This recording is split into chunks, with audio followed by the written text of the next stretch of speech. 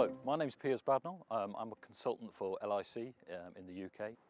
The beauty of the plate meter is it puts numbers to grass. It enables people to actually decide what area should they allocate for their cows to eat, to graze grass. So here's a plant. The first thing that happens is this first leaf appears. This is powered by a sugar store that's built up in here. Powers this first leaf to come out, which then has a leaf to photosynthesize.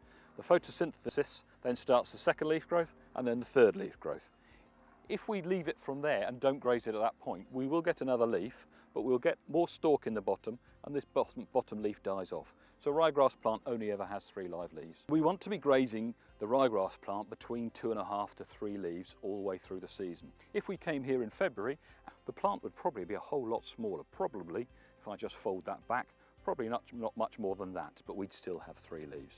That right point is about 2,800 kilos. We know that ryegrass, well managed in this state, is between 11.5 and 12.5 ME. That when the cow grazes it off, she grazes it down to what we call a good residual. If we have too much mass above, they find it difficult. If we don't hit residuals, we end up with more stalk in the base and we end up with less utilisation. This is a rising plate meter. This is what we use to measure how much grass there is in a paddock. It all works on hectares and it's kilos of dry matter per hectare. As you can see, there's a weight on a plate. This does measure height, but it also measures density. And the reason being, you can have 2 sets of grass, exactly the same height, but there's more grass in the dense sward than there is in the open sward. So as we walk across the field, we are placing this down on the grass, and that measures a compressed height. When we're going along, we shouldn't be treating it as a walking stick. What we're trying to do is get it come down vertically on the ground.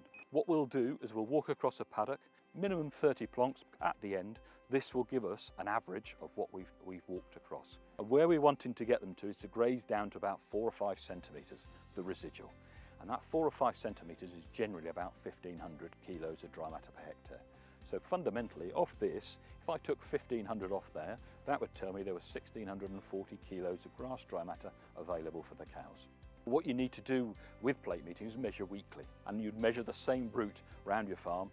In terms of a W, yes, if you can do, that's the gold standard. But what I would say is if you're walking across, say, this paddock, let's say the bottom end was really light and the top end was heavy, you'd walk a representative sample across. We've just talked about the grass plant, we've talked about figures, we've gone through a lot of information.